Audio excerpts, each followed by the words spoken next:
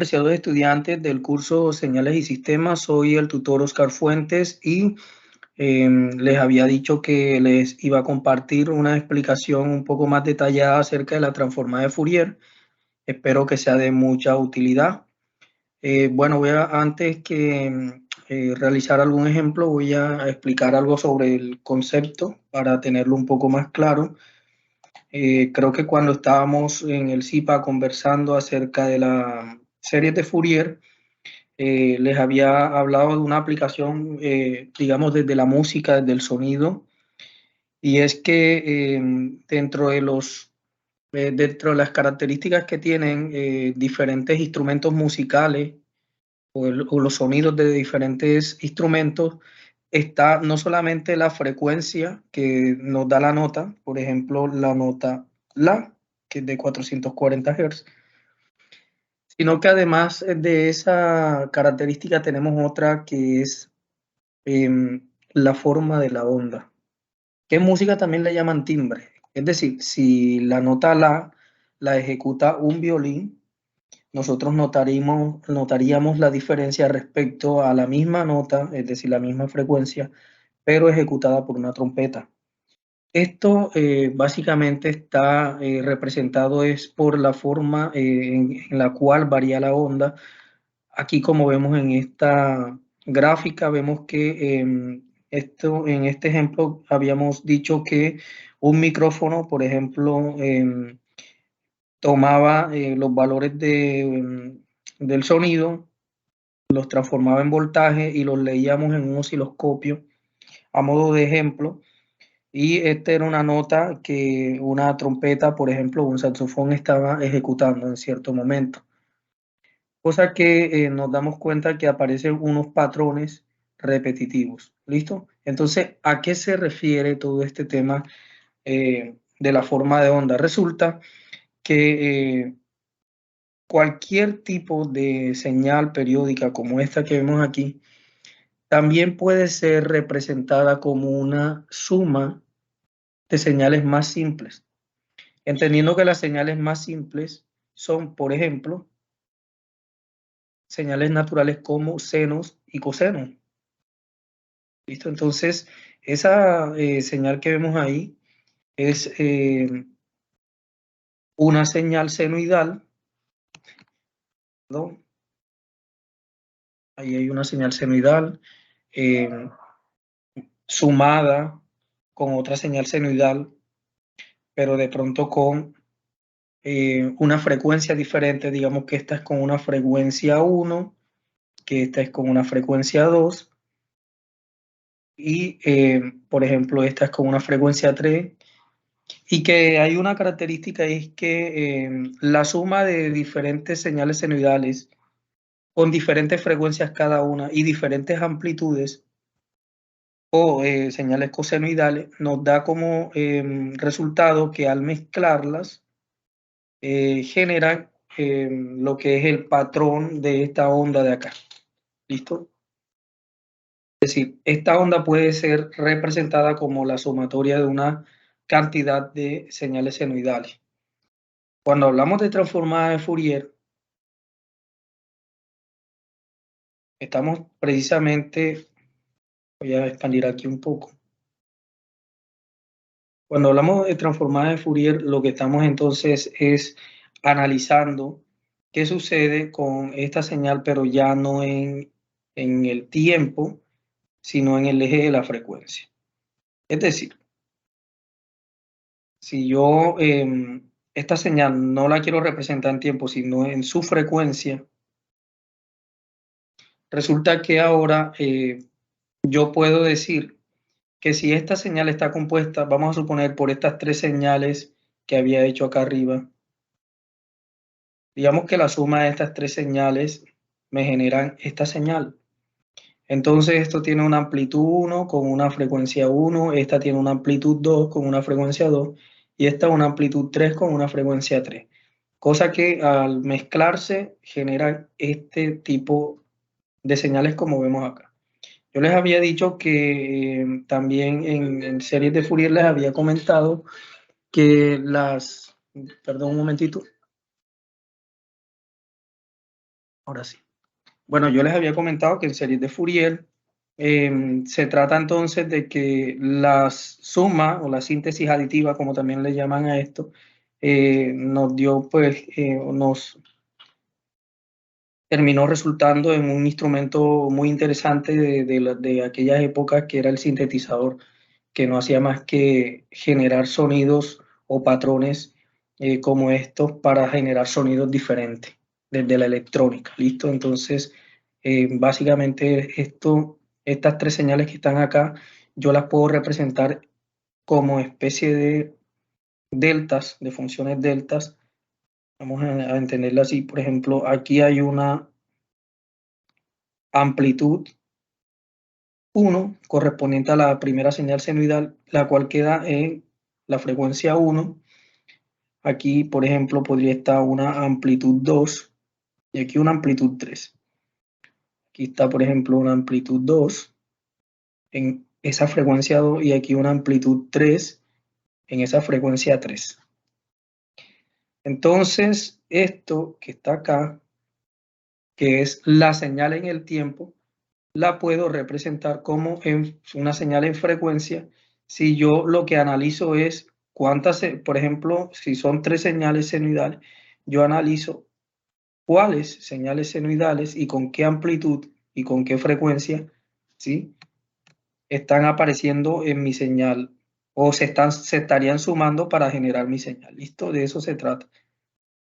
Entonces, digamos que yo descubrí que 3 señales de amplitudes diferentes y de frecuencias diferentes al mezclarse me conforman esta señal de acá arriba. Entonces, la transformada de esta señal de arriba pues, se analiza en el eje de la frecuencia simplemente con 3 funciones delta.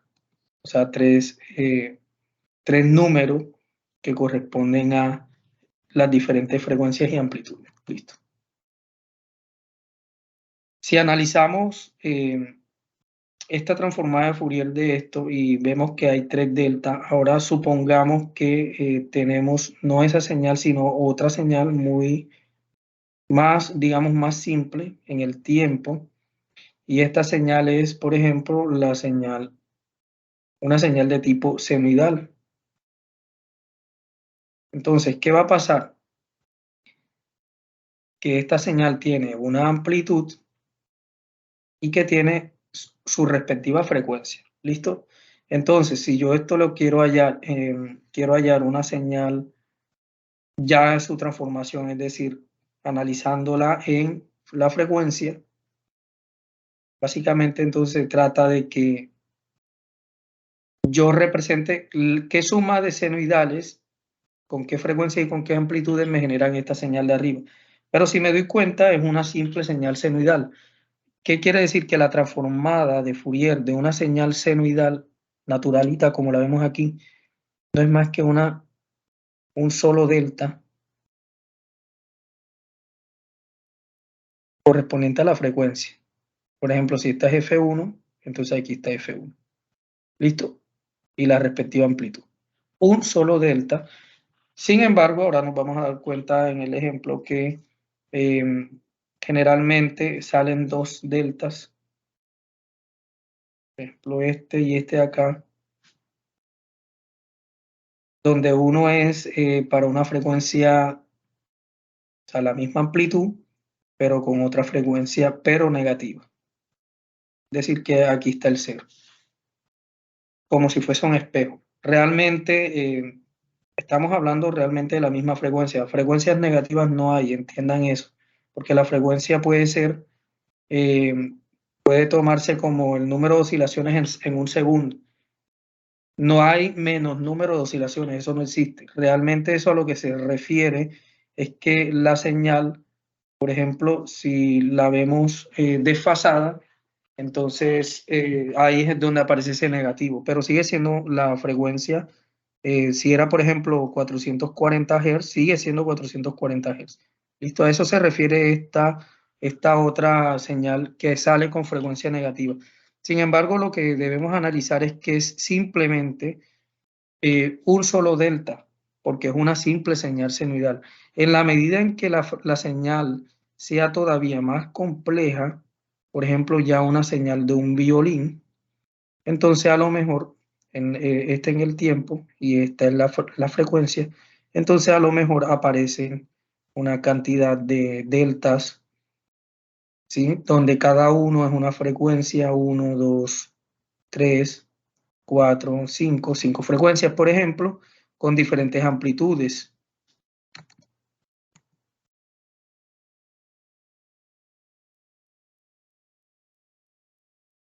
Y a lo mejor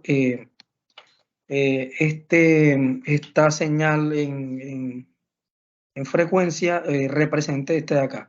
Entre más compleja la señal, mayor señales senoidales, por ejemplo, pueden tener.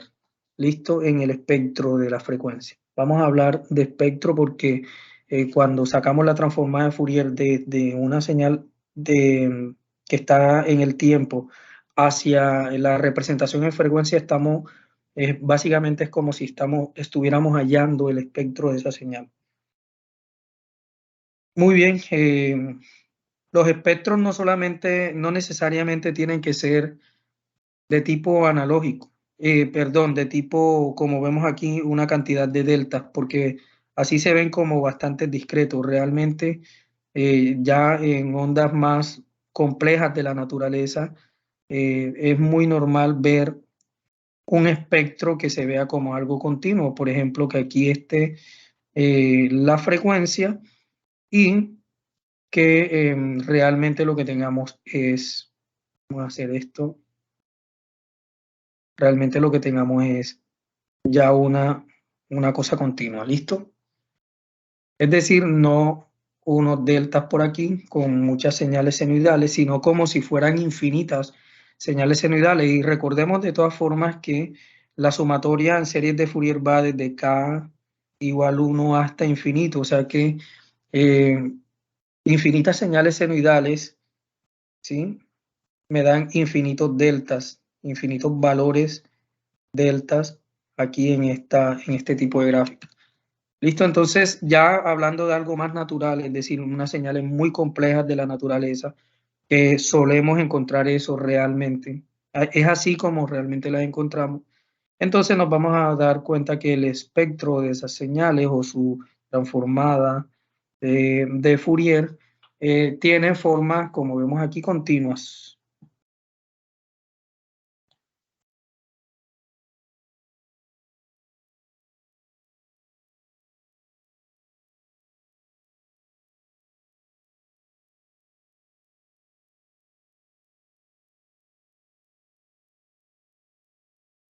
Estoy buscando eso precisamente. Este análisis, por ejemplo, de la frecuencia. ¿Listo? Las personas que trabajan en temas de sonido, de ingeniería de sonido, cuando están mezclando canciones, haciendo alguna producción de audio, de alguna producción de algún artista, eh, se encuentra mucho con este tipo de análisis.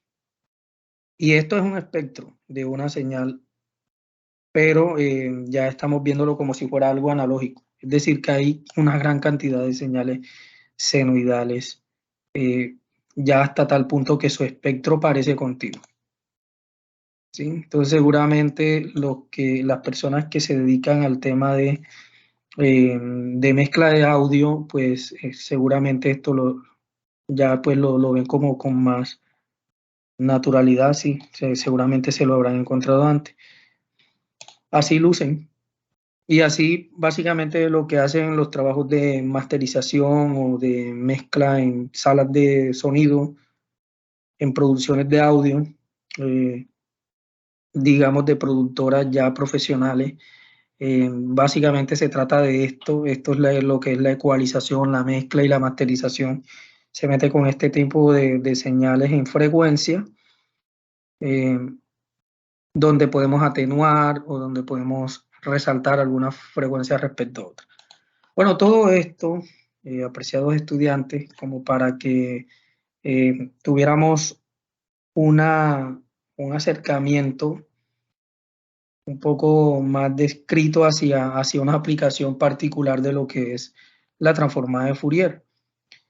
En la actividad nosotros vamos a realizar la transformada de Fourier, pero de una señal más simple. Perdón.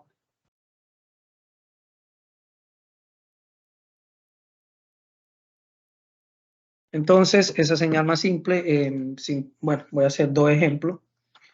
La primera, vamos a llamarla x de t. Como es más simple, entonces seguramente vamos a obtener solamente un delta. Entonces, nuestra x de t la vamos a transformar, ¿cierto? Para obtener su espectro. Entonces, aquí tenemos x de t es igual. En este ejemplo cualquiera voy a coger una señal senoidal. Voy a cogerla el ejemplo precisamente. Entonces tenemos el seno de 2pi por 420t.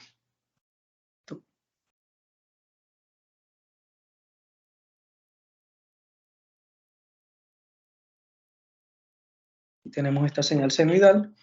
Entonces, bueno, como habíamos analizado antes, seguramente en la frecuencia vamos a encontrar que no es un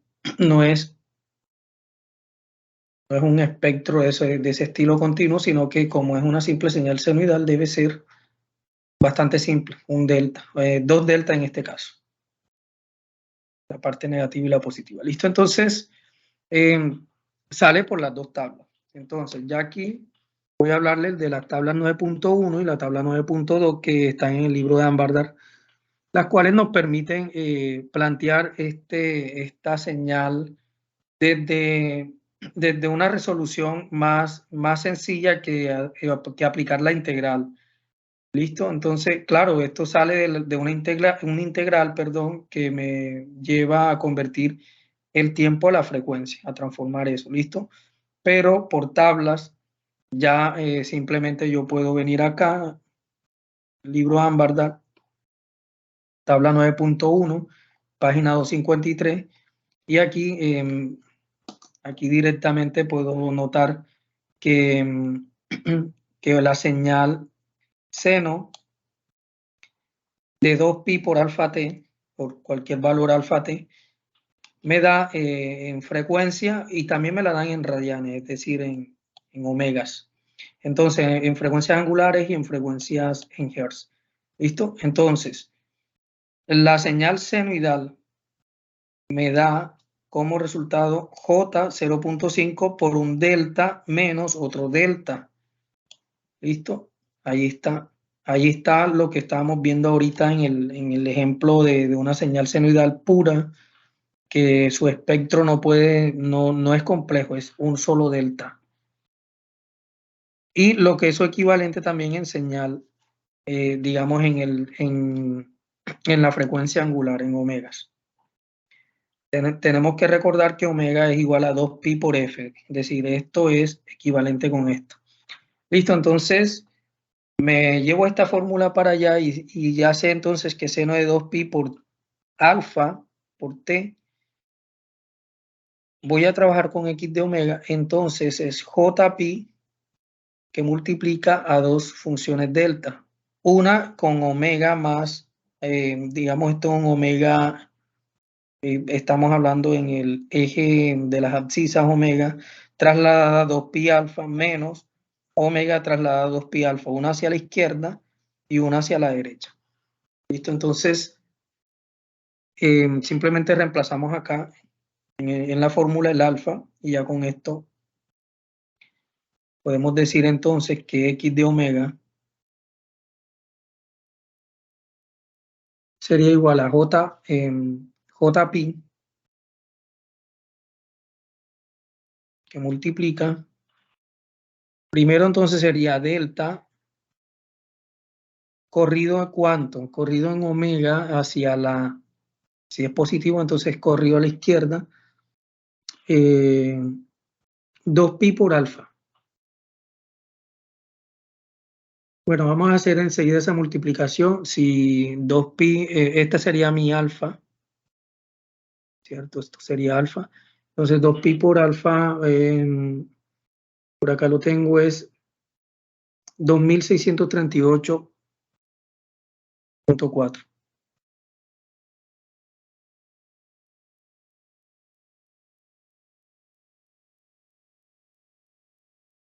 Listo, menos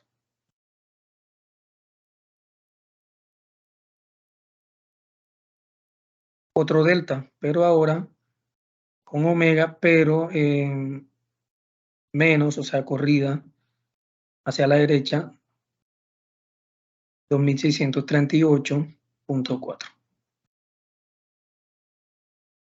¿Listo?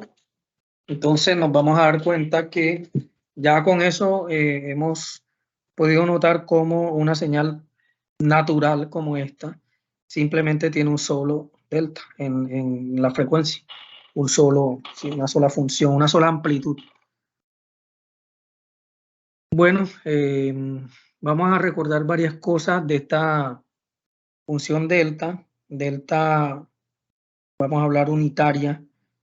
Cuando su argumento es 0, ella saca 1.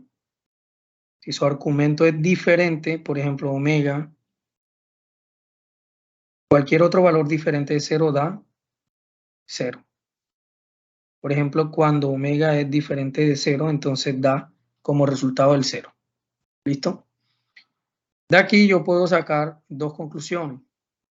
Que en la frecuencia, si esta es mi frecuencia, esta es omega,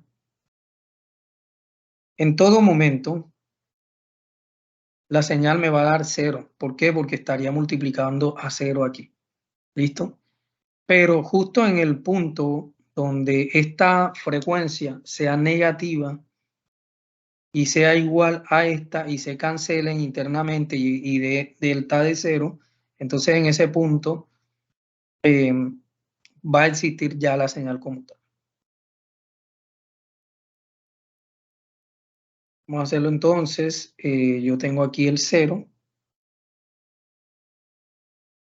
Entonces, cuando omega valga menos ese mismo valor, 2638.4, todo esto se cancela, ¿cierto?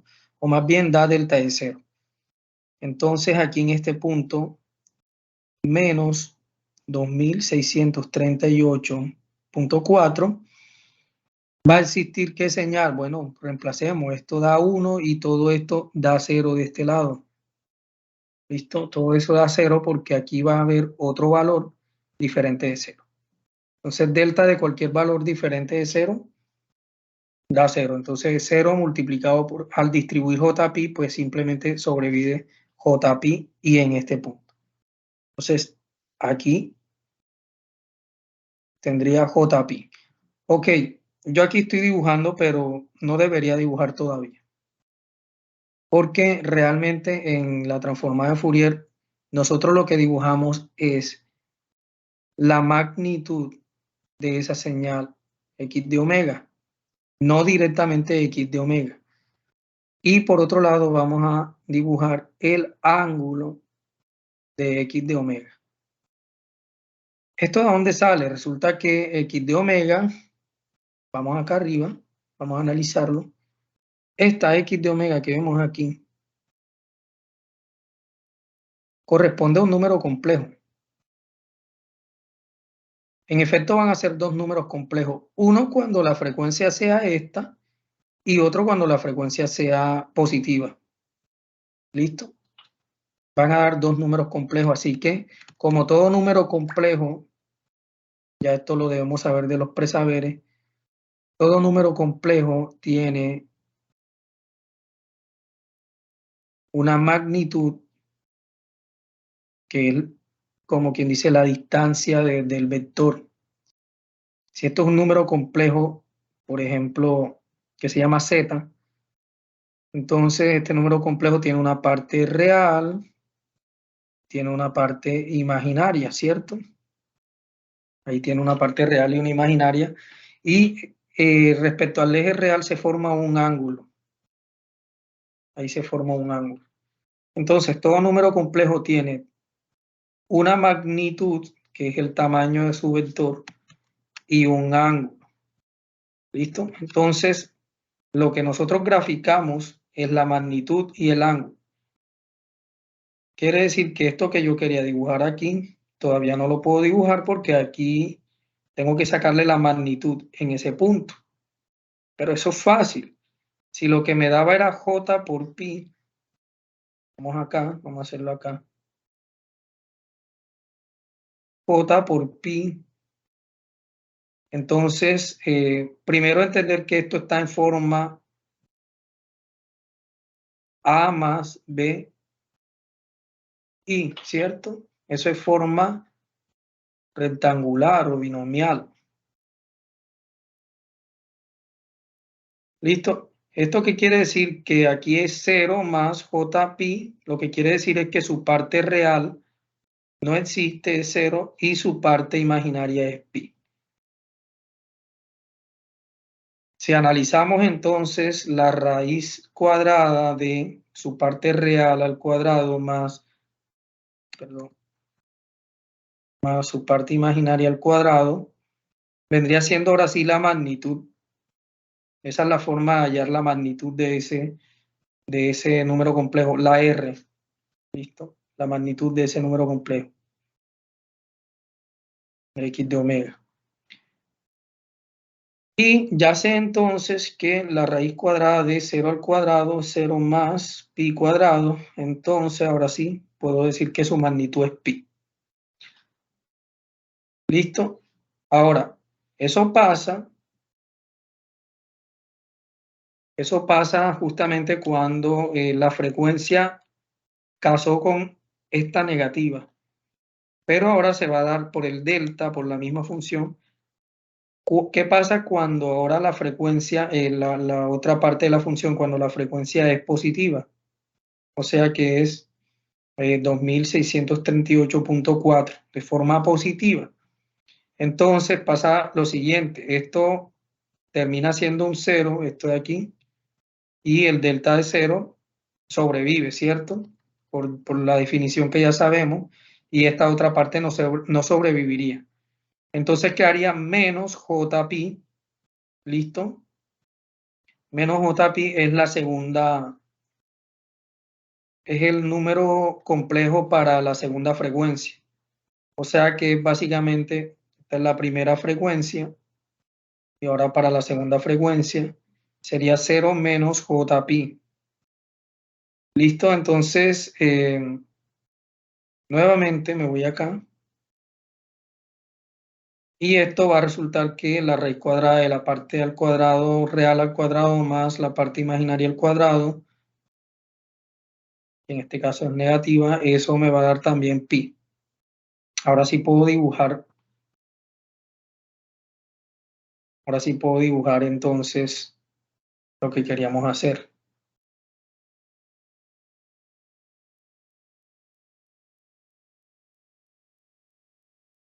Pi. Listo, entonces esta es la magnitud de nuestro X de omega, de nuestra transformada. Listo, entonces la magnitud de mi señal, el ejemplo que es esta, la magnitud de esta señal que me resultó en esta función en omega, la magnitud resultó siendo esta de aquí. Tenemos magnitud lista. Y lo otro que vamos a hallar también entonces es el ángulo. Entonces, si la magnitud es la raíz de la parte real al cuadrado más la imaginaria al cuadrado, entonces el ángulo vendría siendo, aquí este ángulo se halla a partir de la tangente, es decir, la tangente de ese ángulo es la parte imaginaria sobre la parte real. Esto son simplemente repaso de trigonometría, pero entonces yo puedo decir que la tangente del ángulo que estoy hallando es la parte imaginaria sobre la parte real, ¿cierto? Así que el ángulo es la tangente a la -1 de esa parte imaginaria sobre esa parte real. Ahí la tenemos. O sea que la forma de hallar el ángulo, si ya sé que la parte imaginaria es pi y la parte real es 0, y por este lado la parte imaginaria es menos pi y la parte real es 0, entonces nuevamente vamos a hacerlo.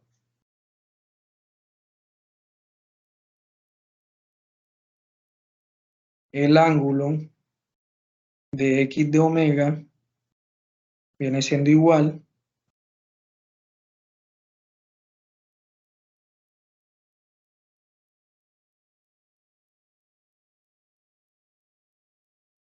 tangente a la menos 1 de la parte real, que es pi, sobre la parte imaginaria, pi, sobre la parte real, que es 0.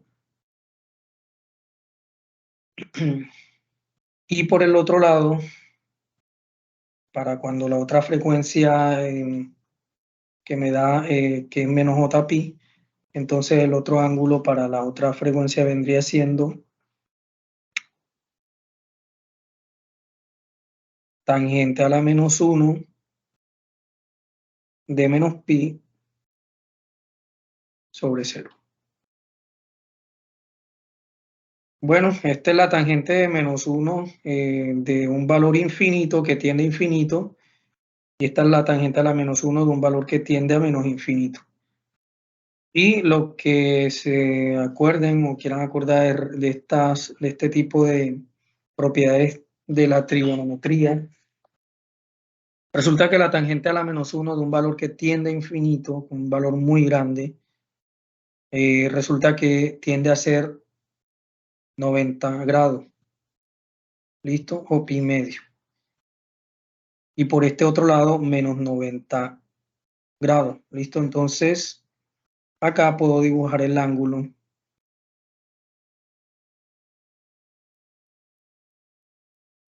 Justo aquí debajo vamos a dibujar el ángulo. Entonces, el ángulo de x de omega, pasamos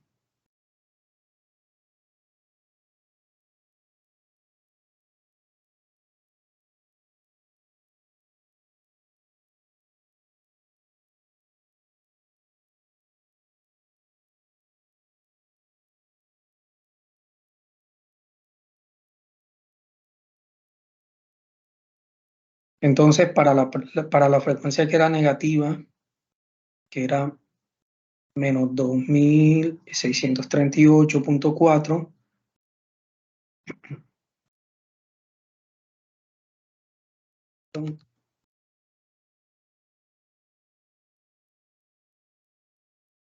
$90. Y para la otra frecuencia, que era la positiva, menos 90. Esto lo podemos verificar en MATLAB. Entonces acá tengo definida esa señal. Acá la tengo definida con esta amplitud de 7, perdón. Sí.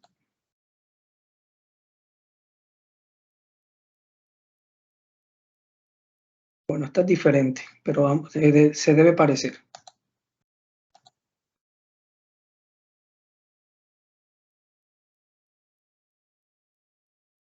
Esto es otra señal que me inventé por acá, que le estoy sacando la transformada de Fourier con el mismo código que está en la guía de actividades de la tarea 4 del componente práctico. Copié y pegué el código y simplemente ahí lo que vamos a modificar la función a nuestra conveniencia para sacar las diferentes transformadas de Fourier de las funciones que queramos. ¿Listo? Entonces aquí vamos a esperar que MATLAB me saque el resultado de esta en particular. Vamos a ver si se parece, si es un seno lo que se definió acá. Si no, acá ahorita podemos crear nuevamente la señal.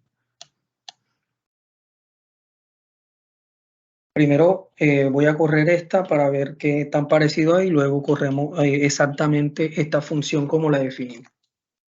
Es decir, con una amplitud de seno, o sea, 1, y con una frecuencia de 420. O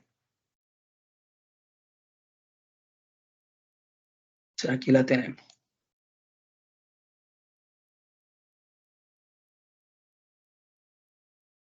¿Listo? Bueno.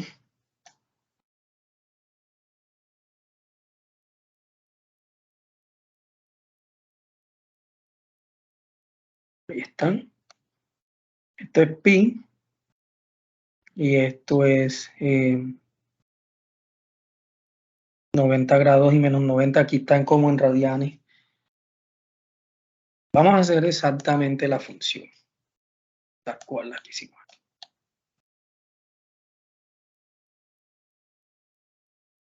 Primero tiene una amplitud de 1 y segundo tiene una frecuencia de 420. Así que aquí voy, modifico. Esto no me interesa. Amplitud de 1 y frecuencia de 420. Listo, aquí está. Ah, no, era lo mismo. Que multiplica A por 60 me da 420. Entonces, ¿qué hace esto? Pues calcula la transformada de Fourier de mi función definida, la carga en la variable x mayúscula, creo un vector de omegas con múltiplos de pi que van desde menos 2000 pi hasta 2000. Le saco con esta función, le saco los módulos AX a mi serie, a mi transformada de Fourier, le saco el valor absoluto y lo hago por cada valor de omega. Listo, por eso esta función.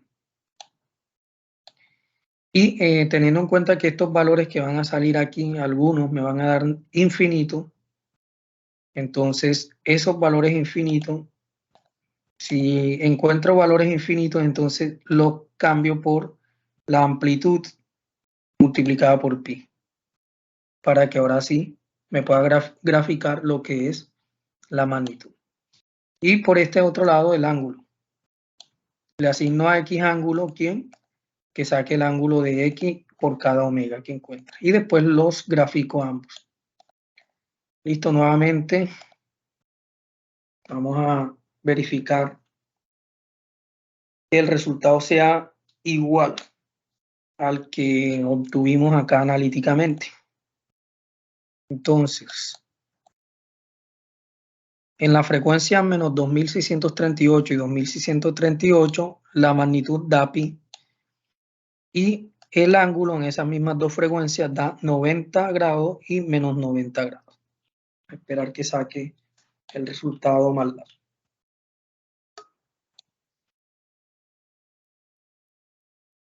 Y vamos a pasar a hacer enseguida otro ejemplo con otra x de t. Este otro ejemplo que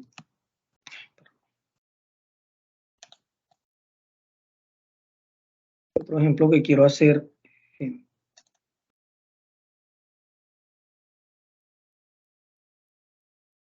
vamos a hacerlo con corrimiento.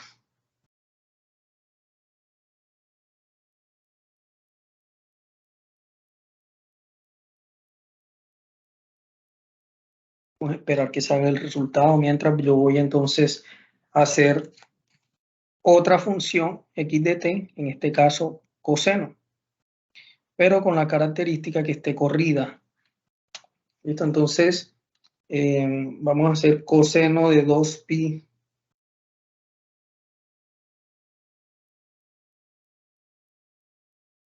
aquí está. Bueno, antes de escribir nuestra función vamos a analizar esto. Primero, si coloco aquí miren, nos damos cuenta que sí tiende a ser el valor de pi. ¿Listo? ¿En qué frecuencia? Menos 2639, muy cercano. Exacta, pero a lo mejor falta un poco de exactitud, pero seguramente. Y acá nos encontramos que esto da 1.571.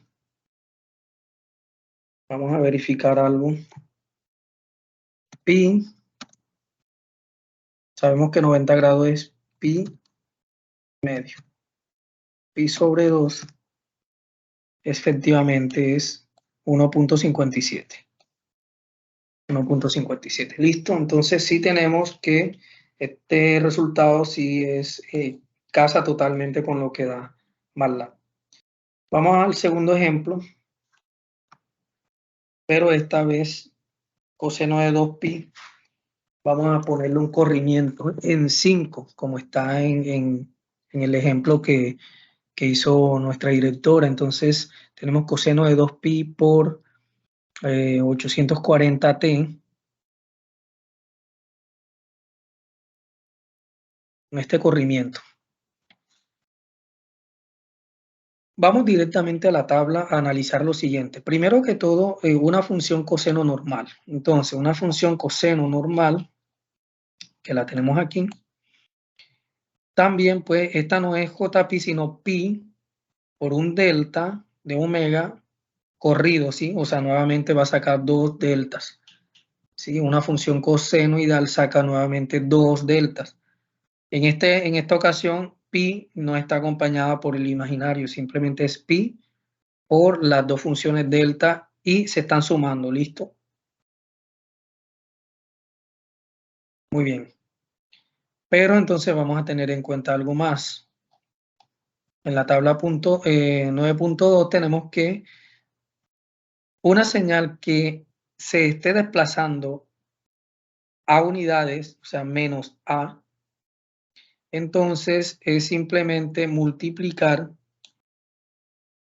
la e a la menos j2πf por ese valor de aquí, y eso multiplicárselo a la función x de f o x de omega. En este caso también acá tenemos e a la menos j omega a, o sea, este valor a juega un papel importante, multiplicando la función que no estaba corrida, que era esta. Entonces, tenemos dos pasos. El primer paso, calcular la función sin correr, aquí como esta, este coseno, con esta forma. Y luego multiplicarle el respectivo exponencial respecto al corrimiento. Son dos pasos. Entonces, comencemos con hallar si fuese solamente si no existiera el 5. ¿Cómo sería si no existiera el 5 ahí como corrimiento? Entonces tuviéramos que es pi que multiplica a un delta de omega más 2pi 840. Tal cual como está en la tabla. Más el otro delta de omega menos 2pi 840. Listo, entonces esta sería la transformada de Fourier si no existiera ese corrimiento. Entonces, ¿cómo sería ya con el respectivo corrimiento? Es decir, ahora sí, x de omega, tal como lo queríamos de acá. Listo. Con el respectivo corrimiento. Primero, entonces, ya sabemos que existe, ya logramos pues sacar la función sin corrimiento. Entonces, lo que tenemos es que multiplicar y acá arriba colocar, multiplicar la e y arriba el respectivo corrimiento. Antes de hacer esto, y aquí es donde hay un error que muchos estamos cometiendo, esto es un punto crítico en este ejercicio. Si nos damos cuenta, t está siendo acompañada por este número. ¿Listo? T está siendo acompañada por ese número. Sin embargo, acá me doy cuenta que en la propiedad el desplazamiento aplica cuando T no está acompañada. ¿Listo? Entonces, es un error pensar que 5 es mi desplazamiento, porque T no está sola. Entonces, vamos a ocuparnos primero de dejar primero que todo esa T sola. Entonces, voy a hacer esto por acá.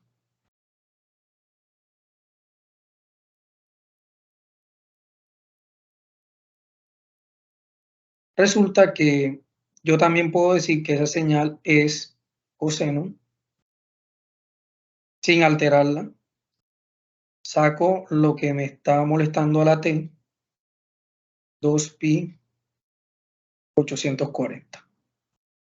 Abro paréntesis, T, que ahora sí queda sola, más, y para que nada se altere, simplemente queda 5 sobre ese mismo valor, 2pi.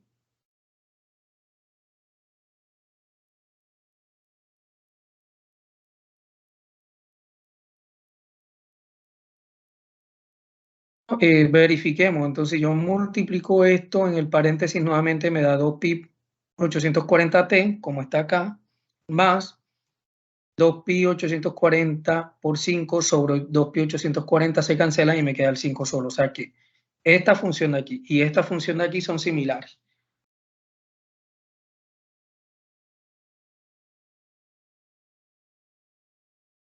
De ahí puedo sacar, perdón, aquí algo sucede. De aquí puedo sacar como conclusión que el verdadero corrimiento es 5 sobre 2pi 840.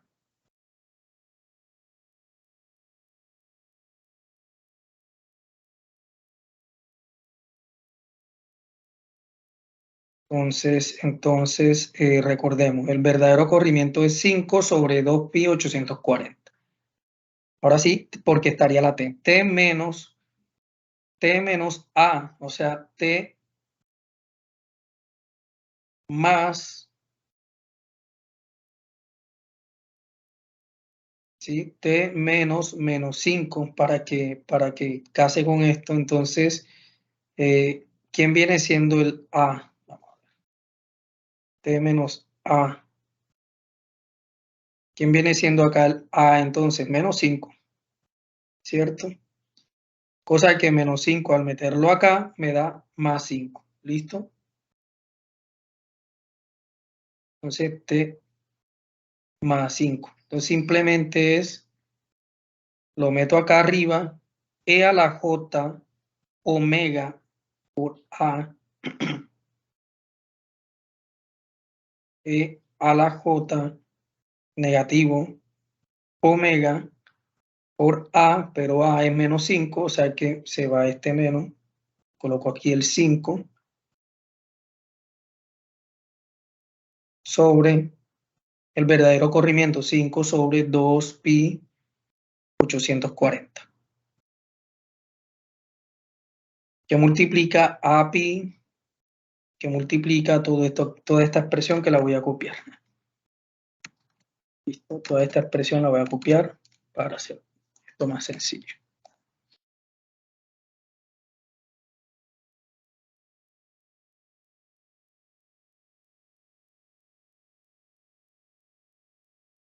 Listo, ahí lo tenemos.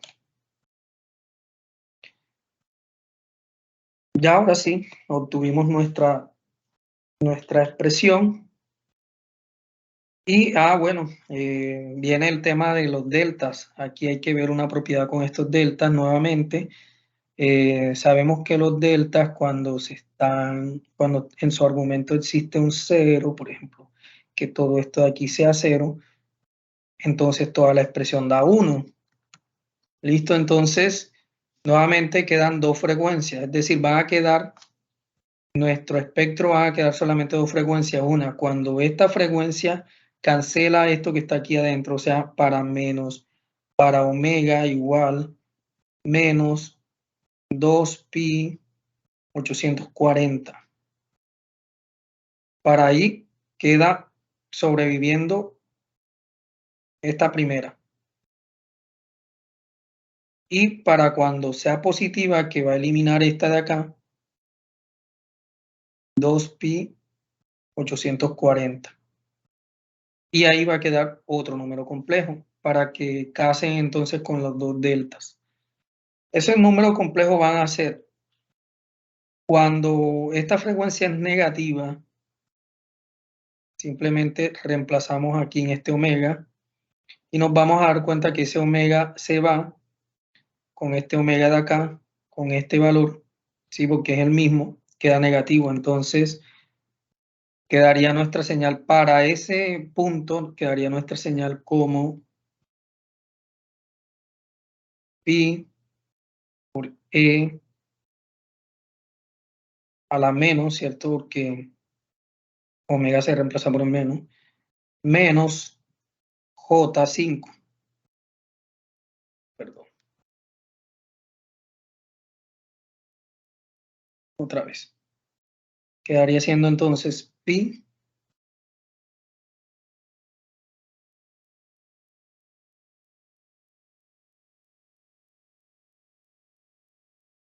esto no me está funcionando.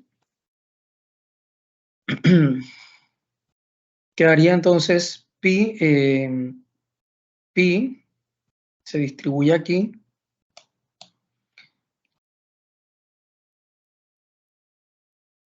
y sobrevive solamente la primera, entonces quedaría pi por menos J5. Y la otra también es fácil de entender, la otra sería pi elevado a la, o sea, pi por e a la menos J5, y la otra sería pi por e a la J5. Vamos directamente a MATLAB. Entonces, pi por e 5i. Es un número complejo Z1. Si van a salir dos números complejos, entonces declaro un número complejo. Y Z2, pi menos 5i. Salen dos números complejos. Así que yo puedo simplemente con la expresión abs de ese número complejo saco el módulo, que es la magnitud. Y me da pi, que es 3.1416. Y si saco abs del otro número para la otra frecuencia, también me da pi. O sea, ambos me dan pi. Si saco el ángulo, tengo un valor negativo de ese ángulo, y si saco el ángulo del otro número, tengo un valor positivo. ¿Listo? Vamos a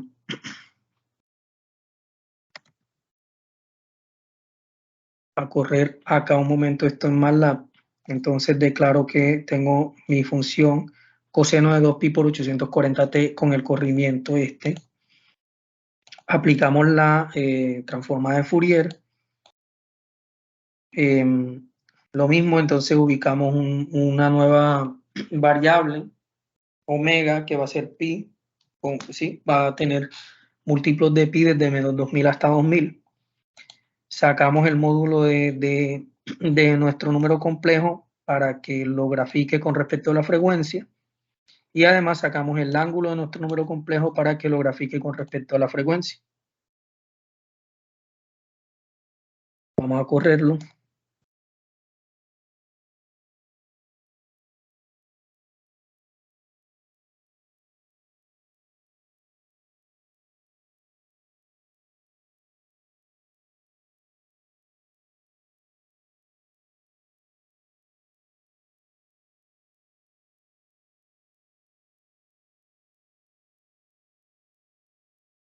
Listo, estoy esperando aquí que MATLAB me rebote la respuesta, entonces, para tener, digamos, claridad si el resultado es correcto. Listo, entonces ya con estos dos procedimientos creo que podemos avanzar en lo que es la resolución del punto 4, ya que estos ejemplos tienen parecido con los que están en la guía.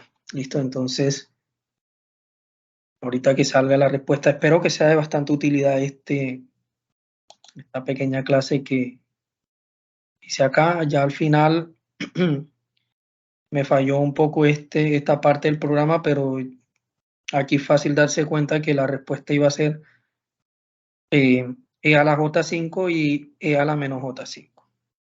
Que eso ya lo terminé de hacer acá en MATLAB. Con lo que obtuvimos que los dos, analíticamente lo obtuvimos que las dos magnitudes son pi y los dos ángulos.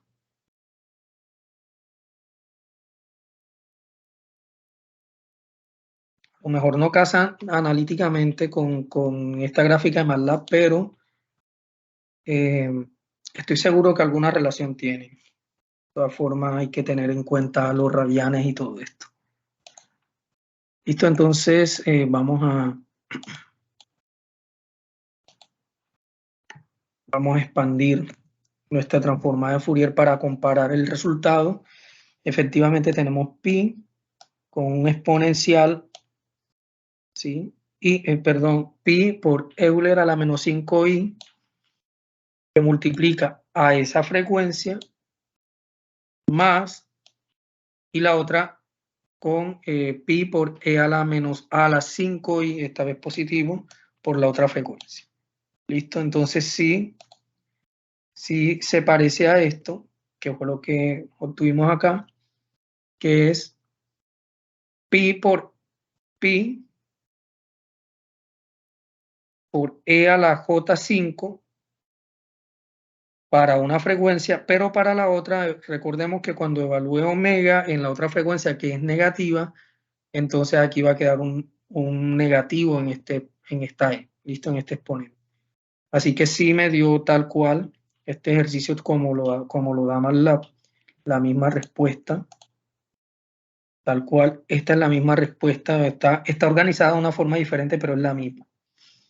Listo, tenemos la misma respuesta que acá. Entonces, bueno, y la frecuencia es 2pi por 840 y acá la frecuencia es 1680 pi, que es lo mismo, es 2pi por 840.